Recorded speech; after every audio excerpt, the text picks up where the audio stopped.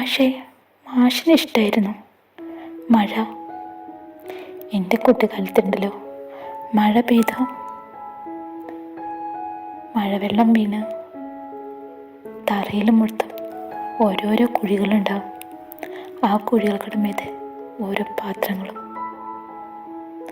രാത്രിയിൽ മഴ പെയ്യുമ്പോൾ ഈ പാത്രത്തിൽ വെള്ളം വീഴുന്ന സൗണ്ട് നമ്മളിങ്ങനെ കേട്ടുകൊണ്ടേയിരിക്കും. അന്ന് വലിയൊരു മഴ വരുമ്പോൾ പേടിയാ. അമ്മ ഇപ്പോഴും പറയും, ചെതൽ പിടിച്ചിരിക്കുന്ന മേൽക്കൂര എപ്പോഴാ താഴത്തേക്ക് വീഴാന്ന്, ഒന്ന് ഇറക്കി കയറ്റാനിട്ട് എന്നാ ഈശ്വര പറ്റാന്ന്. പാവമ്മ. പക്ഷേങ്കിലുണ്ടല്ലോ മാഷേ, രാവിലെ എഴുന്നേൽക്കുമ്പോൾ ഉണ്ടല്ലോ നല്ല രസം. ചുറ്റുപാടും പാടങ്ങളിൽ വെള്ളം നിറഞ്ഞ് അതിൽ കടലാസ് വഞ്ചിയും അതിലേക്ക് ഓടി നടക്കുന്നതൊക്കെ നല്ല രസമാണ്. രാവിലെ എഴുന്നേറ്റ് വരുമ്പോൾ ഒരു ഗ്ലാസ് കട്ടൻ കാപ്പിയും അതിൻ്റെ കൂടെ ഒരു കഷ്ണം ശർക്കരയും, അതൊക്കെ അന്നത്തെ കുട്ടിക്കാലത്തെ ഏറ്റവും മധുരമുള്ള ഓർമ്മയാണ്. എന്ത് രസമാണെന്നറിയോ, എന്ത് ടേസ്റ്റായിരുന്നെന്നറിയോ അമ്മ തരുന്ന ആ കട്ടൻ കാപ്പിക്കും ആ ശർക്കര തുണ്ടിനും.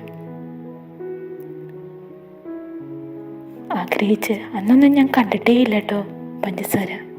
വീട്ടിലമ്മ എപ്പോഴും വാങ്ങുന്നത് ഈ ശർക്കര തന്നെയായിരുന്നു. അതിനകത്തുനിന്ന് ഒരു കഷ്ണം ഒടിച്ച് കയ്യിൽ തന്ന് ഒരു കയ്യിൽ കപ്പ് കാപ്പിയും തരും. അതാണ് രാവിലത്തെ ഭക്ഷണം.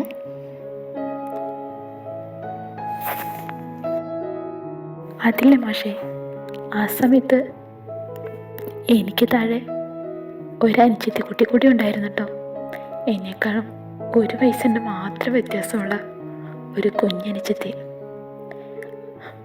അന്നത്തെ എൻ്റെ ഏറ്റവും വലിയ സങ്കടം എന്തായിരുന്നു എന്നറിയോ? രാവും പകലും പോലെ ഇരിക്കുന്ന ഞാനും എൻ്റെ അനുജത്തിയും സ്വതവേ പകല് പോലെ തന്നെ വെളുത്ത സുന്ദരിയായ അനുജത്തിയ എല്ലാവർക്കും ഇഷ്ടം. പാവം ഞാൻ. അവളെ എല്ലാവരും കളിപ്പിക്കുകയും കൊഞ്ചിക്കുകയും ചിരിപ്പിക്കുകയും അവൾക്കടെ വികൃതി കണ്ട് ചിരിക്കുകയൊക്കെ ചെയ്യുമ്പോൾ ഞാനും എന്നെയും എല്ലാവരും ശ്രദ്ധിക്കാൻ വേണ്ടിയിട്ട്, നമ്മൾ ആ പ്രായത്തിലെ കുട്ടികൾ മാഷ് ശ്രദ്ധിച്ചിട്ടില്ലേ, എല്ലാവരും ശ്രദ്ധിക്കാൻ വേണ്ടിയിട്ട് എന്തോ കോപ്രായം കാണിക്കാനും എല്ലാവരും തയ്യാറായിരുന്നു കുട്ടികൾ.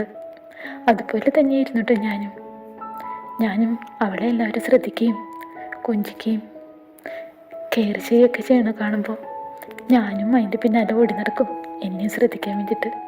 പക്ഷേങ്കിൽ എന്താ, എല്ലാവർക്കും മുമ്പിൽ ഞാനൊരു കോമാളിയായി പോകും. ആരും എന്നെ ശ്രദ്ധിക്കില്ല.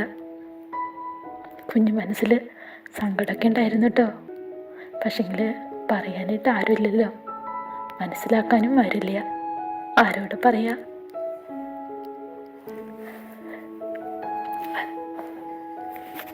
എല്ലാവർക്കും സ്പെഷ്യൽ.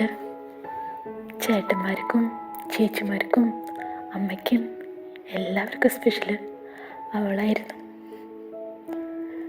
എന്നും കൊണ്ടുവന്നിരുന്നതും പരിഗണിച്ചതും അവളെ മാത്രം. കുറേ ആഗ്രഹം ഉണ്ടായിരുന്നു കേട്ടോ, അവളെ എല്ലാവരും ശ്രദ്ധിക്കണ പോലെ എന്നെ ഒന്ന് ശ്രദ്ധിച്ചിരുന്നെങ്കിലെന്ന്. അവൾക്ക് മാത്രമായിട്ട് കൊണ്ടുവരുന്ന ബോൺവിറ്റയുണ്ട്. ഇന്നിപ്പം ബൂസ്റ്റ് ഹോർലിക്സ് കുറേ ഉണ്ടല്ലോ. അന്ന് എപ്പോഴും കിട്ടുന്നത് ഒരു ബോൺവിറ്റയാണ്. അവൾക്ക് മാത്രമായിട്ട് വാങ്ങുന്നതാ. അമ്മ രാവിലെ അവൾക്ക് പാലിൽ ബോൺവിറ്റ കലക്കി കൊടുക്കും. നിർബന്ധിച്ച് കുടിപ്പിച്ച് കഴിഞ്ഞിട്ട് വയ്ക്കുന്ന ഗ്ലാസ്സിൽ അവസാനത്തുള്ളി ഞാൻ നാക്കത്തേക്ക് എത്തിച്ചു കൊടുക്കും. ഉണ്ടാവത്തൊന്നുമില്ല കേട്ടോ, എന്നാലും ഒന്ന് ട്രൈ ചെയ്യും. ഭാഗ്യത്തിന് ഒരു ഡ്രോപ്പെങ്കിലും ഉണ്ടെങ്കിലോ എന്ന്.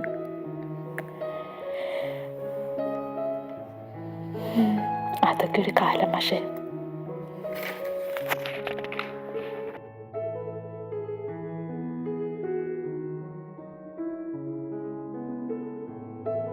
അമ്മ പോയി കഴിയുമ്പോൾ എന്നേക്കാൾ മൂത്ത ചേട്ടനും ചേച്ചിയും ആ ബോൺവിറ്റിൽ നിന്ന് കട്ട് തിന്നും.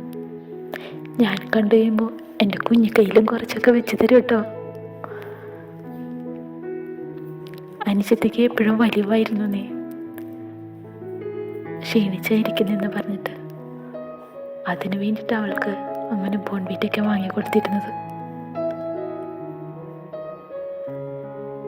എന്നാലും നമ്മളന്ന് കുഞ്ഞല്ലേ പക്ഷേ നമുക്കറിയില്ലല്ലോ അമ്മ എന്തുകൊണ്ട് ഞങ്ങൾക്ക് തരുന്നില്ല, അവൾക്ക് മാത്രം കൊടുക്കുന്നെന്ന്. അന്ന് അതുകൊണ്ടാ ചെറിയ സങ്കടമൊക്കെ വന്നത്. പിന്നെ അതൊരു കുഞ്ഞിലേ ഉണ്ടാകുന്ന വിഷമങ്ങളൊക്കെ നമുക്കിവിടെ മനസ്സിലങ്ങനെയാണ് മാഷേ, അതിങ്ങനെ പതിഞ്ഞു കിടക്കും. എത്ര മറക്കാൻ നോക്കിയാലും മറക്കാനും പറ്റില്ല. ആ സമയത്താണ് മാഷേ എന്നെ അമ്മ സ്കൂളിൽ ചേർത്തത്. സ്കൂളിൽ ചേർക്കാൻ ചെല്ലുമ്പോൾ ടീച്ചർ പറയുന്നുണ്ടായിരുന്നു, വയസ്സായിട്ടില്ലല്ലോ, ഒന്നിൽ ചേർക്കാനുള്ള പ്രായമായിട്ടില്ല, പിന്നെ ഇങ്ങനെയാണ് ഒന്നിലേക്ക് അഡ്മിഷൻ തരുന്നതെന്ന്. അമ്മ പിന്നെ കരഞ്ഞ് കാല് പിടിച്ച് കഴിഞ്ഞപ്പോൾ അന്ന് നമുക്കിടെ പോലെ ബർത്ത് സർട്ടിഫിക്കറ്റ് ഒന്നും വാങ്ങില്ല മാഷെ. അപ്പോൾ അമ്മ കരഞ്ഞ് കാല് പിടിച്ച് കഴിഞ്ഞപ്പോൾ അവർ തന്നെ അഡ്മിഷൻ എടുത്തു തന്നു. ഓക്കെ പഠിക്കട്ടെ എന്ന് പറഞ്ഞിട്ട്. ആ വിശേഷം ഞാൻ പറയാം കേട്ടോ. നിങ്ങൾക്ക് ഇഷ്ടപ്പെട്ട എൻ്റെ കൂടെ കൂടിയേക്കണേ, സപ്പോർട്ട് തരണേ. നമുക്കങ്ങനെ കൂട്ടുകൂടി പോകാന്നേ.